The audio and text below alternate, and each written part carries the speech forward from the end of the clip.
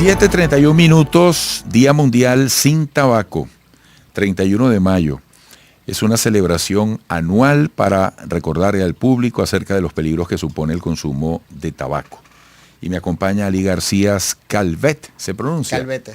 Calvete, con B pequeña doble T. Ali García Calvete, médico cirujano de la Universidad de Carabobo, especialista en neumonología y medicina crítica de la UCB, ecografista pulmonar de la Universidad de Carabobo. Me decías que eres maracayero, que estudiaste en el núcleo de Maracay, que es anterior al de Carabobo, que ya ha cumplido 50 años. Totalmente. Un gusto tenerte acá. El placer es mío, Eduardo. Muchas gracias. Mira, el trabajo del médico, por supuesto, siempre es de un servicio hermoso, en particular cuando hablamos del vicio, de la adicción al tabaco, con todo lo nocivo que resulta. Yo creo que hay un componente psicológico muy interesante, ¿verdad? Totalmente. Porque uno dice, bueno, si es algo tan conocidamente dañino, ¿por qué hay tanta gente que incurre en eso, no? Totalmente. La enfermedad por la adicción al tabaco es algo que día a día es nuestro componente para uno enfrentarlo, confrontarlo, hablar y comunicarse con el paciente y educarlo, sobre todo la educación. Y a su vez siempre trabajar en equipo y trabajar con otros colegas, como es la parte o la valoración por psiquiatría. Esto es una enfermedad adictiva, esto es un trastorno de adicción y es importante siempre educar al paciente de uno, como ya lo sabemos, toda la cantidad de daños que produce el cigarrillo, y dos, ver que a corto plazo puede ser que no tengas grandes consecuencias, pero a largo plazo puede ser que se te desgracie la vida por el uso del cigarrillo. La incidencia en tu experiencia, ¿por dónde anda? ¿Se mantiene el promedio? Mira, ¿Ha habido algún cambio? Si hablamos de estadísticas, aproximadamente, justamente he revisado todo ese material, hay aproximadamente 1.300 millones de personas consumidoras de tabaco, de los cuales, de toda esa cantidad, aproximadamente hay 7 millones de fumadores activos y 1 millón de fumadores pasivos, como se describe en la literatura, cobrando la vida de más de 8 millones de personas por cáncer de pulmón el consumo del cigarrillo. Entonces tenemos una alta incidencia y ahora las metas o la orientación de la Asociación Latinoamericana de Tórax, la misión va hacia enfocarnos hacia los jóvenes y hacia los infantes, porque ahora tenemos también esa batalla en tratar de hacer la cesación tabáquica en pacientes adolescentes, en vista que la industria tabacalera utilizó la alternativa del vapor. ¿Qué tal el vapor? A ciencia cierta o con toda la demostración es un arma de doble filo.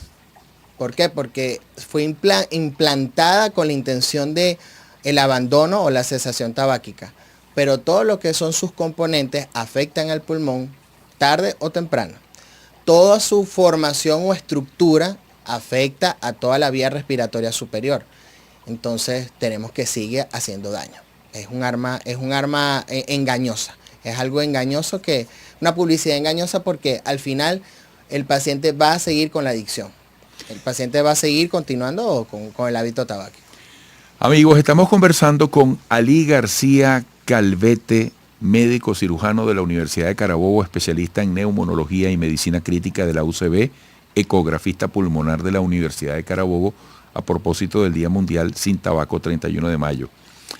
Hablabas del fumador pasivo. Recuérdanos qué es un fumador pasivo, porque pareciera que si yo soy fumador pasivo no es por mi responsabilidad, sino por la irresponsabilidad de quien tengo al lado. A veces uno puede sentir el humito, el olorcito que llega hasta de un vecino. Totalmente. Desde otro piso. El fumador pasivo se cataloga aquella persona o aquel paciente que está expuesto por más de 1 o 2 horas a la exposición del hábito tabáquico, del cigarrillo. Y muchas veces hay personas que siempre cuando uno hace el examen físico y explora al paciente y le solicita una radiografía, uno le pregunta, ¿usted fue fumador? No, doctor. Y la otra pregunta es, ¿usted estuvo en contacto con fumadores? Oye, sí, doctor, yo trabajaba en una oficina y todos fumaban. Y lamentablemente eso es un factor de riesgo. El paciente que no fuma, pero que está en contacto con fumadores, es también un paciente sometido a todas las consecuencias del hábito tabáquico, todas las consecuencias del cigarrillo. Como toda adicción, bueno, hay un reto para la voluntad de cada persona, por eso yo hablaba de la psicología en este caso, ¿no? Que como digo yo, uno muchas veces va a comprar un repuesto para su carrito, uno trata de poner el mejor Totalmente. o buscar el mejor alimento y poner las vacunas a su perrito, su gato, y muchas veces uno se autoagrede, se daña a sí mismo, ¿no? ¿Has notado algún cambio cultural, algún cambio en la voluntad general de la gente ante este drama? Mira, lo que describe la Organización Mundial de la Salud es que en el 2022 ellos vieron un impacto de aproximadamente una población de una reducción del consumo del cigarrillo de un 10%. Eso es el impacto que ellos describen. En comparación a años anteriores, cuando hicieron los estudios para el 2019-2020, justamente cuando se produjo la pandemia. Ellos describen una reducción del 10% del consumo del tabaco, pero que todavía no hemos llegado a la meta. Se estima que para el 2025 al 2026 hay una reducción del 20%. Mira, una vez que se presenta la patología, cualquiera de las consecuencias más complicadas del fumador, ¿qué se hace? ¿Cuáles suelen ser los territorios que hay que recorrer? Habría que individualizar, Eduardo. Hay que individualizar a cada paciente y ver cuál es en sí, porque puede presentarse incluso varias comorbilidades. Es decir, un paciente puede tener cáncer de pulmón, puede tener enfermedad de EPOC, enfermedad del fumador, y puede también presentar algo que se llama enfermedad pulmonar intersticial. Podemos estar en conjunto o en mezcla de todas estas comorbilidades. Y todo esto fue secundario al humo del cigarrillo. Todo esto fue secundario a la gran exposición y larga data de haber fumado el paciente.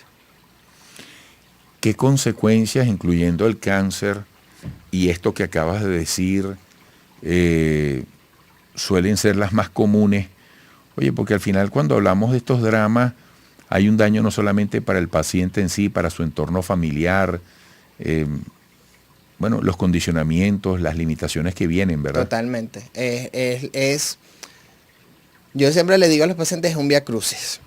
Porque justamente uno es el instrumento que ayuda a cargar la cruz, pero el paciente es quien la carga, o sea, quien padece. Y cuando ya tú entras en la etapa del cáncer de pulmón, quien es el más temido, digámoslo así, el cáncer de pulmón en los estadios avanzados es muy mal, tiene un pronóstico de vida muy corto. Y es lo que uno trata de evitar. Siempre educo a mis pacientes y les explico. Mientras más temprano usted deje el cigarrillo, menos complicaciones usted va a tener. Mientras más tarde usted deje el cigarrillo, más complicaciones e incluso la presencia de cáncer de pulmón puede tener. Y por eso siempre también les digo, por ejemplo, pacientes de 40 años que son fumadores deben hacerse un chequeo anual por neumonología. Porque ese hábito uno no sabe, porque también el cáncer, así como ha avanzado la tecnología, también el cáncer ha avanzado. Hemos tenido detección de cáncer de pulmón a una temprana edad, digamos temprana edad a los 40 años. Uno lo espera siempre en una frecuencia, orden de frecuencia, entre los 50 y 60 años. Esa es la edad típica que siempre aparece el cáncer de pulmón. Pero hemos tenido pacientes con cáncer de pulmón de 40 a 42 años. Entonces es un impacto para uno como médico manejar un paciente joven cuando uno apenas ve la radiografía o la tomografía o cualquier estudio de imagen y ya sabe para dónde va el paciente, es de verdad que también lamentable para nosotros afrontarlos porque no por desconocimiento o minusvalía, sino que da rabia de que esto se pudo haber controlado a tiempo. Fumador activo o no, a propósito del día que hoy está recibiendo un acento muy merecido, ¿hay un protocolo recomendable desde el punto de vista previsivo de evaluaciones en periodicidad? Sí. Lo más recomendable es que un paciente anualmente deba realizarse su chequeo neumonológico, anualmente. El chequeo neumonológico incluye lo que es la radiografía de tórax, una espirometría, que es una prueba de función pulmonar basal, y el examen físico, obviamente. y la ecografía pulmonar, que también es un plus para nosotros, poder identificar alguna otra alteración que por la radiografía esté pasando desapercibida. Doctor, rápidamente, quien lo quiera contactar, ¿qué debe hacer? Bueno, estoy en Clínica Soñares, en la Clínica San Bernardino, los días lunes y jueves, y en la Clínica Centro Médico Quirúrgico Vidamé, los días miércoles en la tarde. ¿Y en las redes sociales? En las redes sociales, Ali García 819. 819. Tal cual. ¿Qué significa esa cifra en su vida? Tiene los numeritos tienen un significado cada uno. Bueno, doctor García, un gusto. Vale, muchísimas gracias, Eduardo, por la invitación. Gracias por acompañarnos hoy, porque desde aquí se escucha que está cayendo un palo de agua. Sí, Cuando yo escucho el palo de agua por los audífonos, es que la cosa es fuerte. Estuvo fuerte. Así es. Gracias por el esfuerzo. Vale, muchísimas gracias a ti. Amigos, volveremos.